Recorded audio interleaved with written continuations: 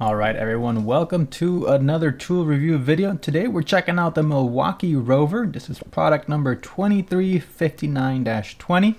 Stick around, I'll show you all the features. We'll go through a quick unboxing and then also product demonstration. So let's go ahead and get started.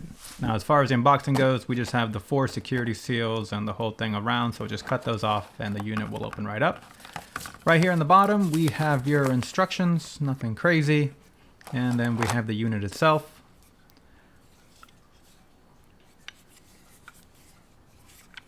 And then that's it. No USB cables, no extra accessories.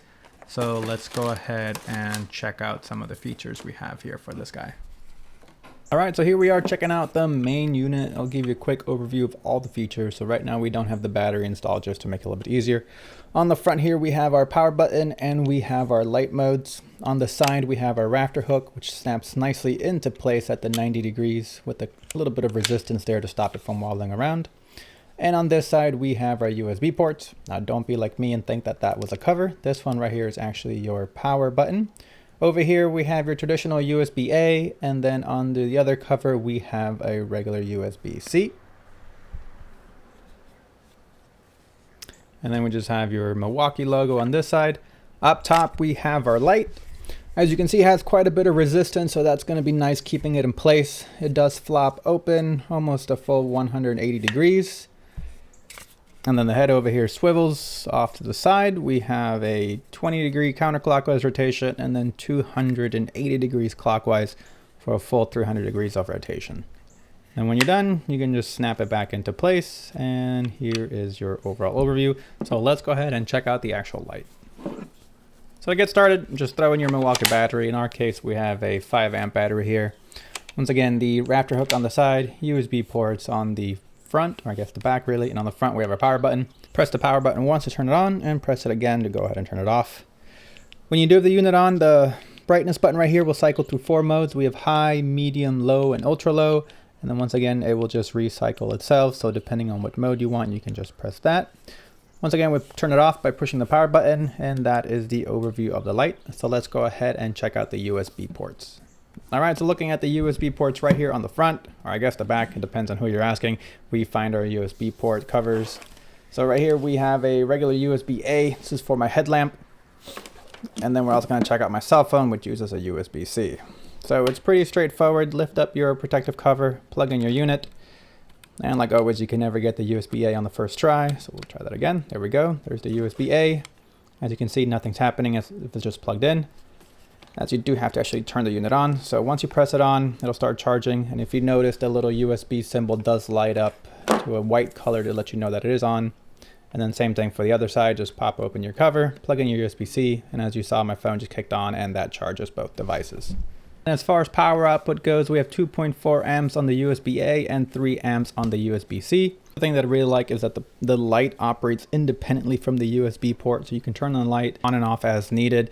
Or you can just run the unit as a power bank. So if you want a light, you have a light. If you want to have a light and charging, you can do that. It's great for power outages. Or if you just want to turn the light off and use it as a power bank, you can also do that. So let's go ahead and take it outside and see what it actually can do. Okay, so here we are outside. I'm in my backyard. So as you can see over there, it's about 30 feet from where I'm standing to the back wall. And it is pretty bright. I can see pretty much everything. I'll cycle through the modes.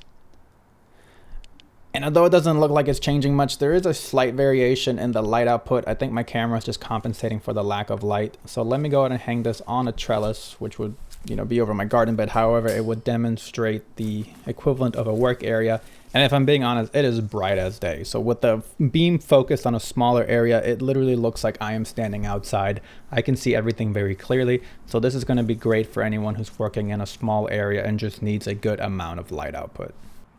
So let's go ahead and take it inside and see what it does in a more confined area. So here we are, it's pitch black in my garage. Let me go ahead and turn on the light. And as you can see, it lights up the entire garage, and there's a double garage. I can see all 4 corners without issue, and that's on high.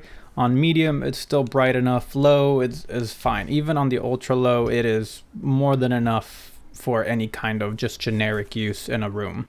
One thing I will say, we actually ended up having 3 power outages in the last 24 hours, and this Rover has been awesome. It's helped me light up, the living room and also let me charge my phones while I waited for the power to come back. So a huge plus on that front.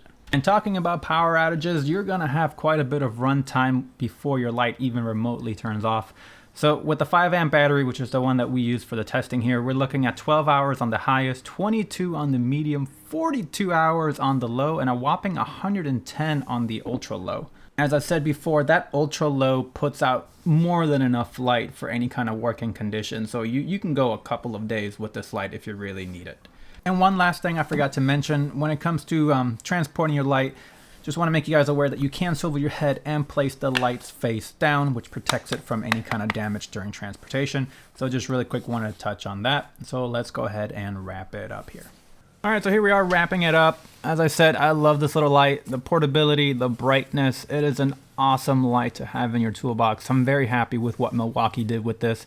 The ability to have the USB ports operate independently from the lights, and just the length of the runtime that you get from this guy. It's absolutely awesome.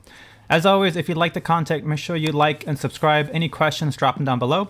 We'll see you around for the next one.